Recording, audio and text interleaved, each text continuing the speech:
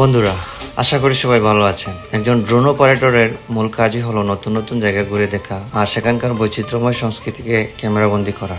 আজ আমি আপনাদের নিয়ে এসেছি মৌলভীবাজার জেলার কুলাউড়ায়। তবে আজ আমরা কোনো সাধারণ পর্যটন কেন্দ্রে যাচ্ছি না। আমাদের আজকের গন্তব্য কুলাউড়ার অত্যন্ত পরিচিত এবং দৃষ্টিনন্দন বিজয় চা বাগানের ভেতরে অবস্থিত ইস্কন মন্দির। আজ এখানে সনাতন ধর্মাবলম্বীদের অন্যতম বড় উৎসব জগন্নাথ দেবের রথযাত্রা উদযাপিত হচ্ছে।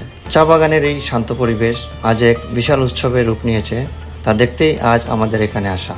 আজকের ব্লগে ড্রোন ক্যামেরার চোখ দাদানো শট সহ পুরো রথযাত্রার চমৎকার সব মুহূর্ত আপনাদের দেখাবো। তাই একদম মিস না করে পুরো ভিডিওটি শেষ পর্যন্ত দেখতে থাকুন। বিজয় চা বাগানের বুক ছিঁড়ে চলে যাওয়া সবুজ আঁকাবাঁকা রাস্তা পার হতেই কানে আসছিল দূর থেকে ভেসে আসা মানুষের কোলাহল। মন্দিরের মূল ফটকে পৌঁছতেই চোখে পড়ল এক অন্যরকম উৎসবের আমেজ। দূর দূরান্ত থেকে আসা শত শত নারী পুরুষ এবং শিশুরা নতুন পোশাক পরে এখানে জড়ো হয়েছেন। মন্দিরের বাইরে বসেছে ছোটখাটো একটি মেলাও। চা বাগানের এই বিশাল শান্ত স্নিগ্ধ প্রকৃতি আজ মুখরিত হয়ে উঠছে হাজারো মানুষের কোলাহলে। প্রকৃতির এই সবুজের মাঝে লাল রঙের উৎসবের পোশাকে এই কম্বিনেশনটা কিন্তু দেখতে দারুণ লাগছিল। চলুন এবার মন্দিরের একটু ভেতরের দিকের প্রস্তুতিগুলো দেখে আসি। মন্দির প্রাঙ্গণে ঢুকতেই চোখে পড়লো তাদের উৎসবের মূল আকর্ষণ। রথযাত্রার মূল পর্ব শুরু হওয়ার আর বেশি সময় বাকি নেই, তাই চারিদিকে চলছে শেষ মুহূর্তের তুমুল প্রস্তুতি। কাপড়ের রঙিন ব্যানার, তাজা ফুলের মালা এবং নানা রকম লাইটিং দিয়ে রথটিকে খুব সুন্দর করে সাজানো হচ্ছে। এখানে উপস্থিত ভক্তদের মাঝে এক অদ্ভুত উদ্দীপনা লক্ষ্য করলাম। কেউ রথ সাজানোর কাজে হাত লাগিয়েছে, কেউ বা দূর থেকে দাঁড়িয়ে পরম ভক্তি ভরে প্রার্থনা করছেন। একজন ব্লগার হিসেবে মানুষের এই গভীর আবেগ আর বিশ্বাসকে এত কাছ থেকে দেখা সত্যি এক দারুণ অভিজ্ঞতা।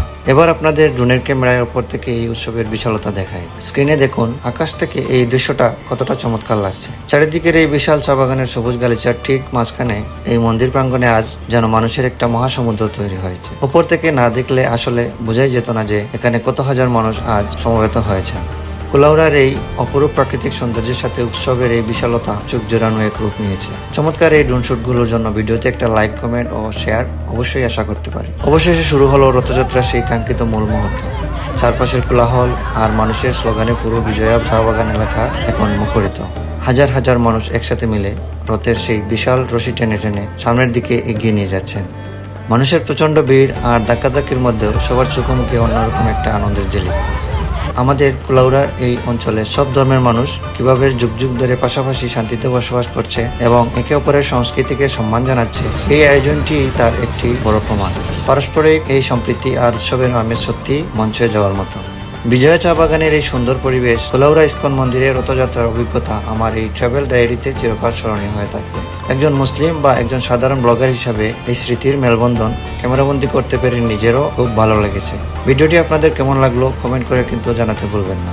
আপনার বন্ধুদের সাথেও ভিডিওটি শেয়ার করুন এবং এরকম আরো সুন্দর সুন্দর ট্রাভেল ব্লগ দেখতে আমাদের পেজটি ফলো করুন এবং চ্যানেলটি সাবস্ক্রাইব করুন। আজ এখানেই বিদায় নিচ্ছি। দেখা হবে খুব শীঘ্রই নতুন কোনো জায়গায়, নতুন কোনো ব্লগে। সবাই ভালো থাকুন, সুস্থ থাকুন।